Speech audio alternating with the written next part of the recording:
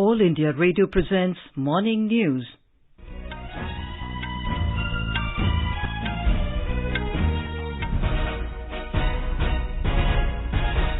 Good morning. I'm Anuja Kumar and with me is Saira Mujtaba.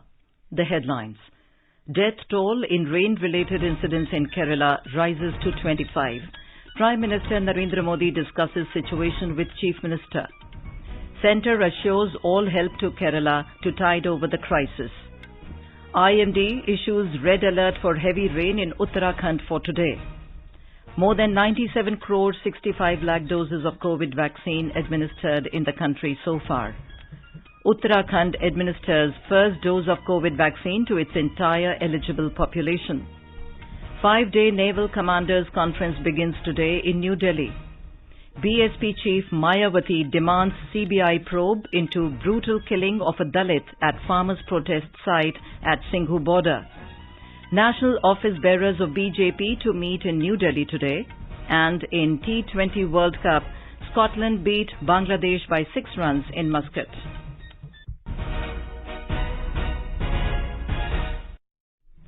As India is on the verge of vaccinating 100 crore people against COVID-19, All India Radio salutes all the doctors, nurses and others who are making this possible. At the same time, we caution our listeners that the battle against COVID is not yet over. We appeal to our listeners to get fully vaccinated at the earliest and also help others get vaccinated. During the festival season, please follow these 3 simple steps. Wear a face mask, maintain 2 gaz ki duri for social distancing, focus on hand and face hygiene. For any COVID-related information and guidance, contact National Helpline numbers 011-2397-8046 and 1075. As our nation celebrates the 75th year of independence, a series of events are being organized by the government as a part of Azadi Ka Amrit Mahotsav. To commemorate the occasion, as a Jan Utsav, All India Radio News brings its listeners a special quiz on India's freedom movement and its glorious history. The quiz is being conducted every Monday and Tuesday in the morning news since 16th August and will continue till 15th August 2022. India Post has joined hands as the logistics partner with All India Radio News for the Amrit Mahotsav quiz.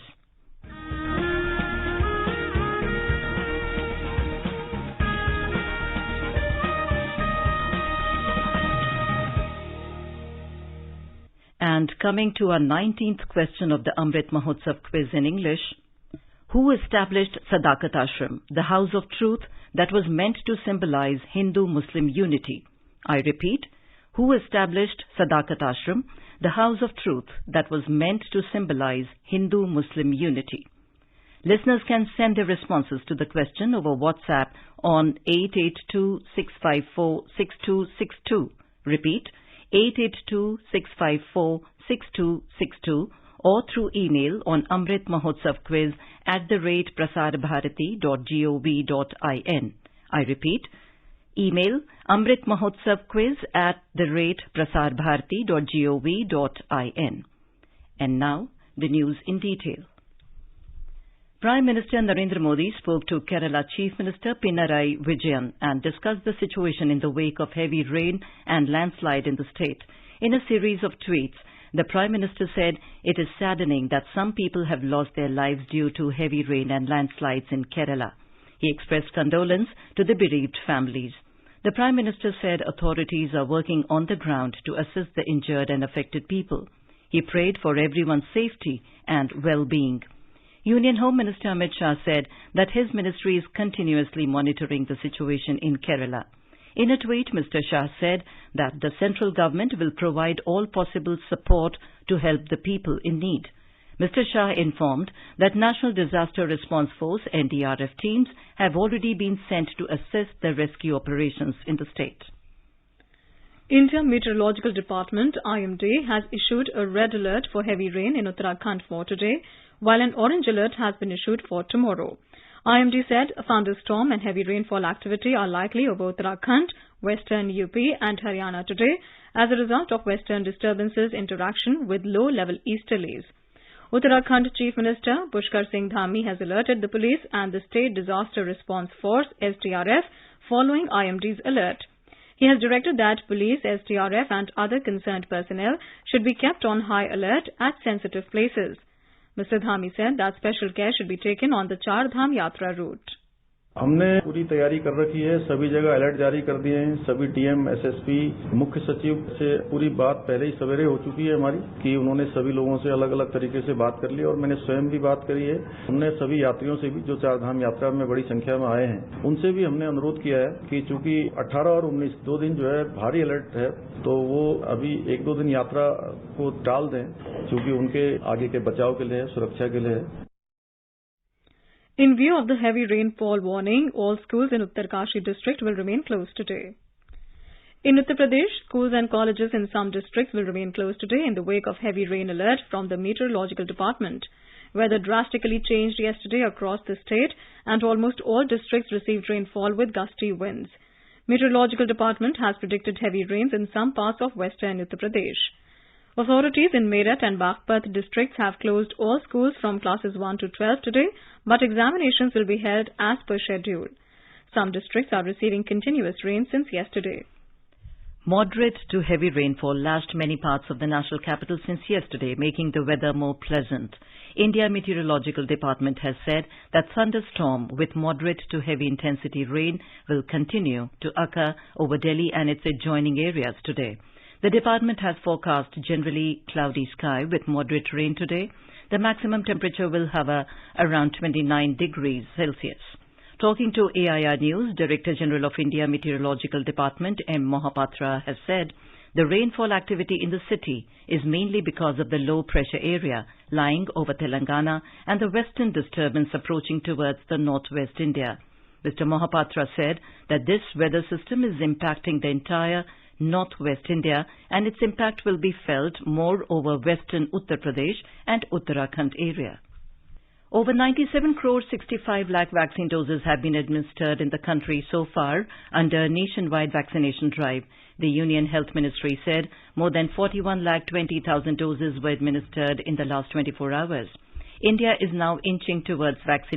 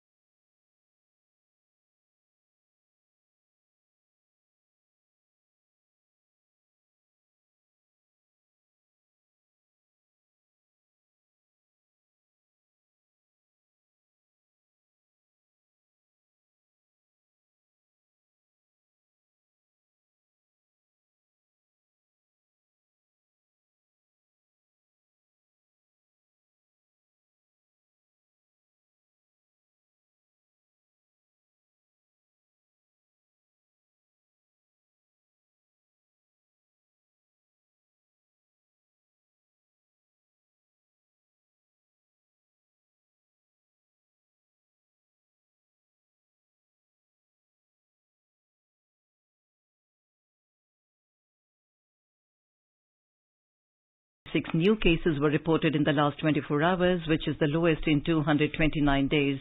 The national recovery rate is currently at 98.10%, which is the highest since March last year. With over 19,700 recoveries in the last 24 hours, total recoveries in the country has risen to over 3 crore 34 lakh. Talking to AIR News, Principal Scientific Advisor to the Government, K. Vijay Raghavan has said that vaccine is the best remedy against coronavirus. COVID-appropriate behavior and vaccination of all those eligible is the surest way to get us out of this pandemic. India has administered nearly 100 crore doses of vaccine. At this rate, we will steadily be able to achieve our target of double-dose vaccination. There should be no hesitation in getting vaccinated. Vaccines protect you, protect your community, and protect the entire country. My appeal to all is to get vaccinated at the earliest and according to schedule.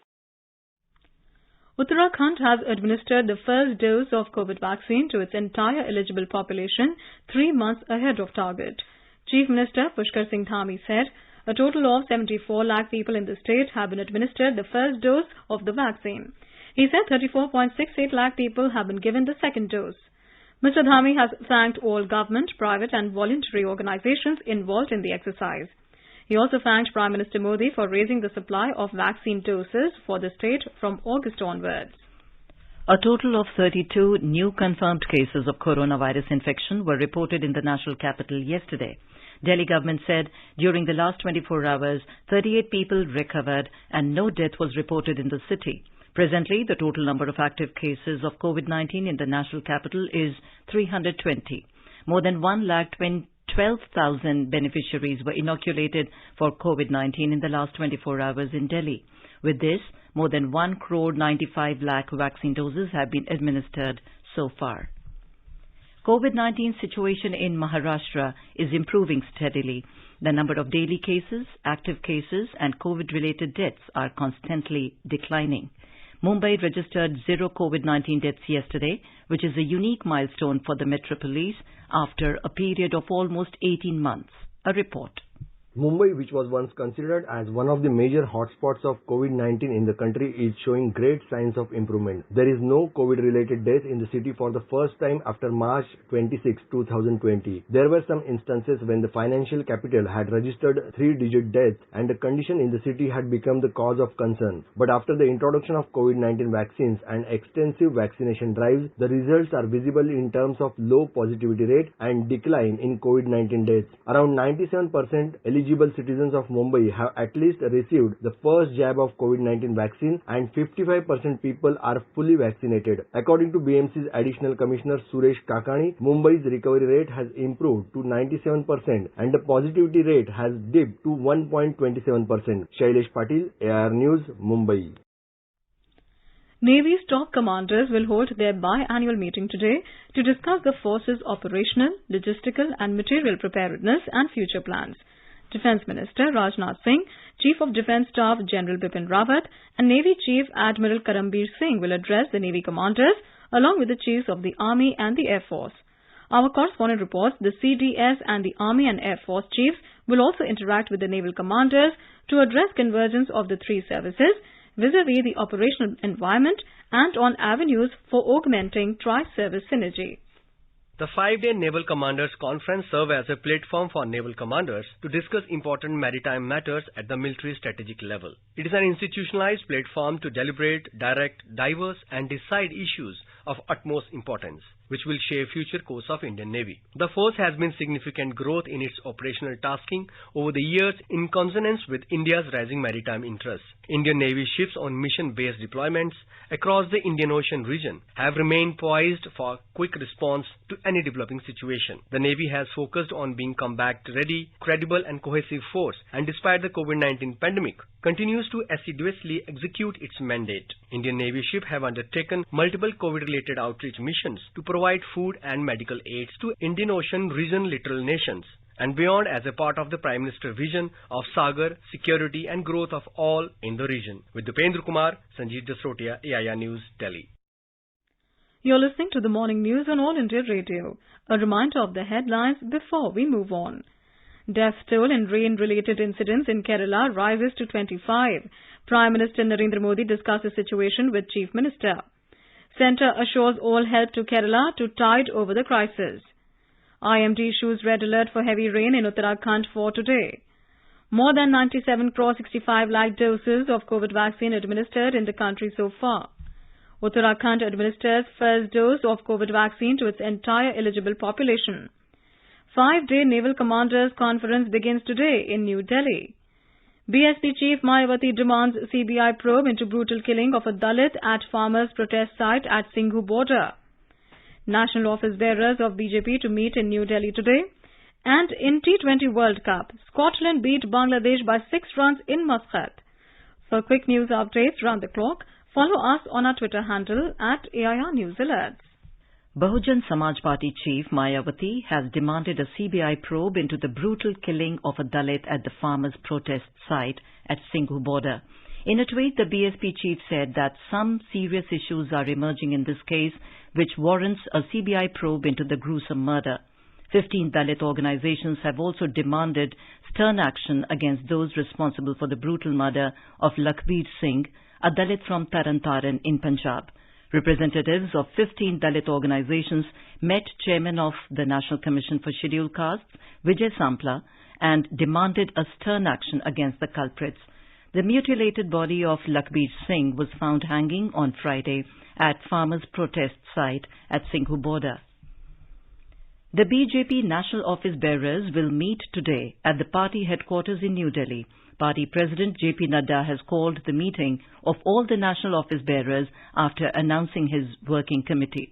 This committee includes senior leaders like Lal Krishna Advani and M.M. Joshi. For the first time in the COVID-19 period, the meeting of the expanded office bearers has been called by Party President JP Nadda. In Madhya Pradesh, a total of 48 candidates are contesting the upcoming by-elections to 1 Lok Sabha constituency and 3 assembly seats. The by-elections will be held on 30th of October and counting of votes will take place on 2nd of November. More from our Bhopal correspondent. As per the official information, a maximum of 16 candidates each are in the fray from Khandwa Lok Sabha constituency and Raigaon assembly seats in Satna district. In Jobert assembly seat of Alirajpur district, 6 candidates are in the fray, while 10 candidates are trying their luck from Prithvipur assembly seat in Niwadi district. The main contest is between the ruling BJP and the opposition Congress party in the state. Senior leaders of both the parties are campaigning in support of their respective candidates. From the BJP, Chief Minister Shivraj Singh Chauhan and State BJP President V.D. Sharma are leading the campaign, while senior leaders Kamal Nath, Digvijay Singh and Arun Yadav are holding public meetings for the Congress candidates. Sanjeev Sharma, AIR News, Bhopal. The day-long special session of Uttar Pradesh Assembly will be held today. The main agenda of the session is election of Deputy Speaker. Talking to AIR News, Assembly Speaker Hriday Narayan Dikshit said that as per the agenda decided by the Business Advisory Committee, the House will first take up the obituary references, followed by the voting for the election of Deputy Speaker. The contest has become interesting as 2 Samajwadi Party MLAs will fight for the post of Deputy Speaker. BJP leader Nitin Agarwal and Samajwadi Party MLA Narendra Singh Verma have filed their nomination for the Deputy Speaker post of UP Assembly. Nitin Agarwal, who technically continues to be an SP MLA, had joined the BJP with his father and former MP Naresh Agarwal in 2018.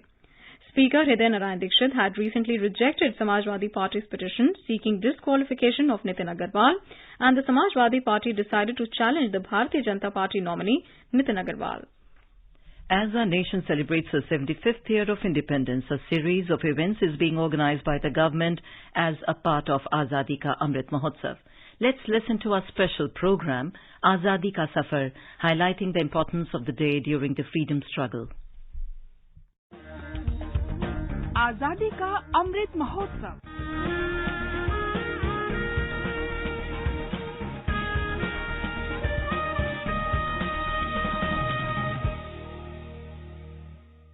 Azadi Ka Safar with AIR News. India's glorious fight for freedom is one of the greatest struggles the modern world has ever witnessed. AIR News brings you a glimpse of the valiant struggle every day.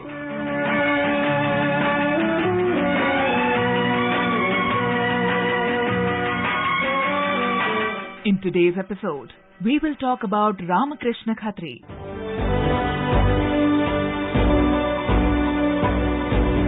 18th of October is the death anniversary of Ramakrishna Khatri. He was born in Buldhana district of Maharashtra in 1902. During his student life, Khatri was influenced by Bal Gangadhar Tilak. He established the Udasin Mandal, where he was known as Mahant Govind Prakash. Ramakrishna Khatri joined the Hindustan Republic Association and was given the task to spread the association in Uttar Pradesh and Madhya Pradesh by Ram Prasad Bismil.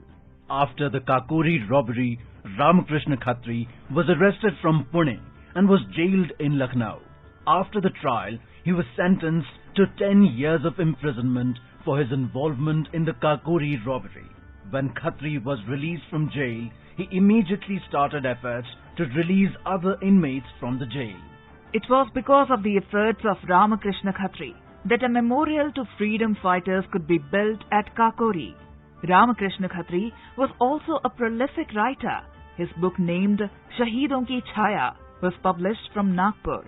He also wrote the book Kakori Shahid Smriti.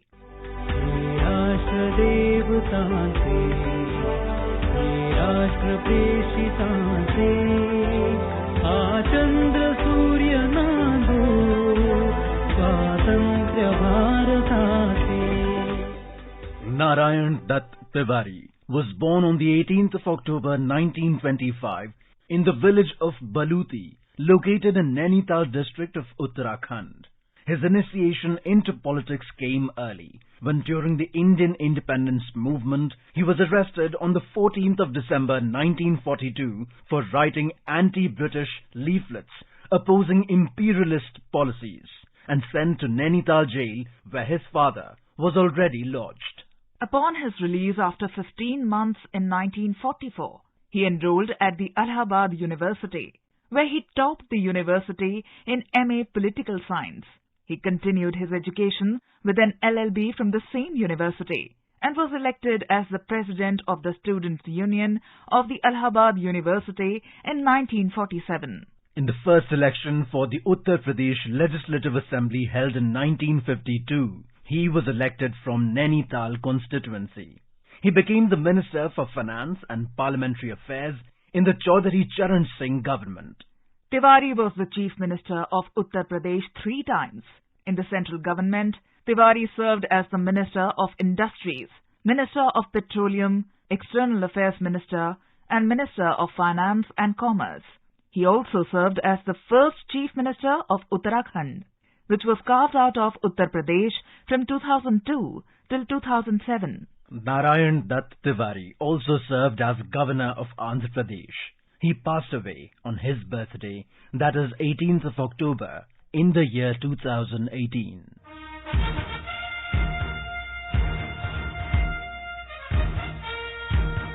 That brings us to the end of this episode of Azadi Ka Safar, AIR News ke Sang. See you in the next episode tomorrow.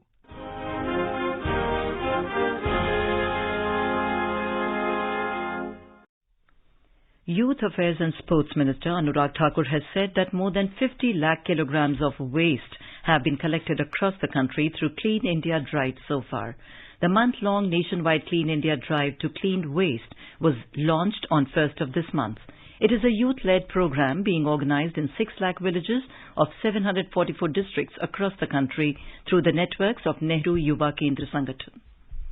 Union Minister for Labour and Employment Bhupendra Yadav has said that more than 4 crore unorganized workers have registered on e-Shram portal, which is the country's first national database on unorganized workers. Sharing the information in a tweet, Mr. Yadav said that by registering, the unorganized workers will be able to get the benefits of government schemes easily. Of the total registered workers, around 50% beneficiaries are females and 49.98% are males. In Jammu and Kashmir, terrorists yesterday shot down 2 non-local labourers and injured another at Wanpur area in Kulgam district. The area has been cordoned off by the security forces and a massive manhunt was launched to nab the assailants. Details are awaited. The attack comes a day after 2 non-locals, one a street vendor selling golgappe in Eidgah area of Srinagar city and a carpenter in Littar village in Pulwama district, were brutally killed by terrorists. World Bank President David Malpass met Finance Minister Nirmala Sitharaman at Washington in the United States and discussed India's efforts on climate change action. In a statement, the World Bank said they have emphasized the need for scaling up climate finance for impactful projects in line with nationally determined contributions and development goals. Mr. Malpass also reaffirmed the international financial institutions' strong commitment to India across all World Bank Group entities, including the International Finance Corporation and the Multilateral Investment Guarantee Agency.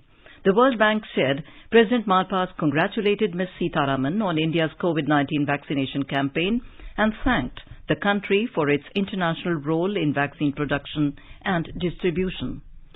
In the Men's 2020 Cricket World Cup, Scotland beat Bangladesh by 6 runs in the second Group B encounter in Muscat last night. In reply, Bangladesh finished 134 for 7 in 20 overs with the contribution of Mushfiqur Rahim's 34 runs.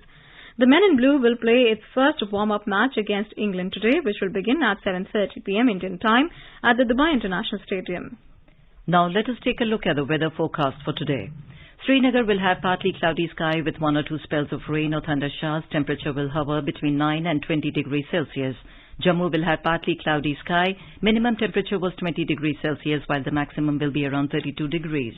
Leh is likely to witness generally cloudy sky with light rain. The minimum and maximum temperature will be between 2 to 16 degrees Celsius. Gilgit will have generally cloudy sky with possibility of rain or thunderstorm or dust storm. Temperature will hover between 8 and 27 degrees Celsius. Muzaffarabad will have mainly clear sky becoming partly cloudy towards evening or night. National capital Delhi will have generally cloudy sky with light rain. Temperature will vary between 21 and 30 degrees Celsius.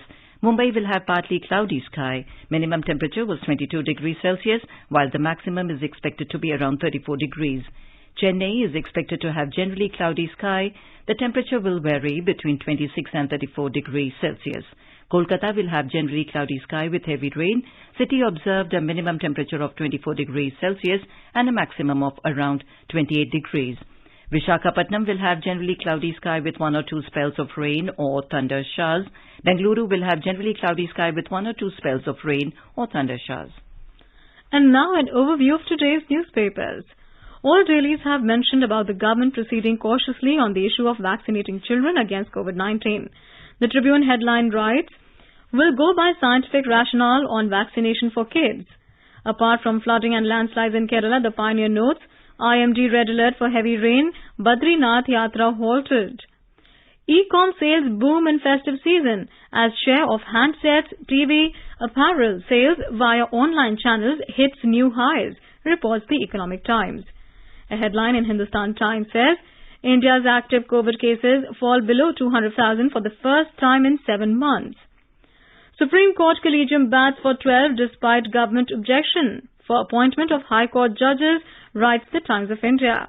And finally, motorists can now avail a host of transport services from home as travel services will be a click away. Hindustan Times quotes the government saying, automated driving test centers to soon stay open all week. And before we end the bulletin, a reminder of today's question of the Amrit Mahotsav quiz. Who established Sadakat Ashram, the House of Truth, that was meant to symbolize Hindu-Muslim unity? I repeat, who established Sadakat Ashram, the House of Truth, that was meant to symbolize Hindu-Muslim unity? WhatsApp your response on 882-654-6262. I repeat, 882-654-6262 or through email on amritmahotsavquiz@prasarbharati.gov.in. Prasar Bharati. I repeat, Amrit Mahotsav quiz @prasarbharati.gov.in. Celebrate 75 years of India's independence by participating in Amrit Mahotsav quiz with AIR News. And now, before we end the bulletin, the headlines once again. Death toll in rain-related incidents in Kerala rises to 25. Prime Minister Narendra Modi discusses situation with Chief Minister. Centre assures all help to Kerala to tide over the crisis. IMD issues red alert for heavy rain in Uttarakhand for today. More than 97 crore 65 lakh doses of COVID vaccine administered in the country so far. Uttarakhand administers first dose of COVID vaccine to its entire eligible population. 5-day Naval Commanders Conference begins today in New Delhi. BSP Chief Mayawati demands CBI probe into brutal killing of a Dalit at farmers' protest site at Singhu border. National office bearers of BJP to meet in New Delhi today. And with that, we end the morning news. Have a nice day.